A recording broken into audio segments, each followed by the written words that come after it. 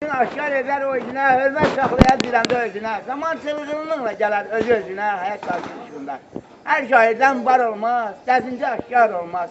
Kəskinəm o özlərə, çox dərin girirəm, geniş girirlərə.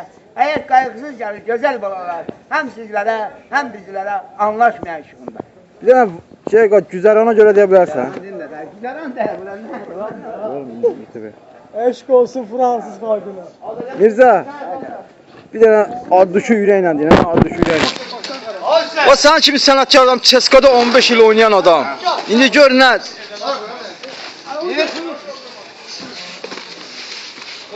Mən çıxan dəlizdə bir bar olmaz, məni dinləməyə aşkar olmaz.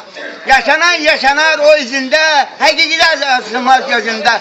Çılgın zili görür özü-özündə, zamanın qarşılığında. Artdım gəzirəm, həyatın sirkabını əzirəm. Şair adımdan danışıram, gözəl dirizimlə başlayıram. Allah razı olsun qardaş.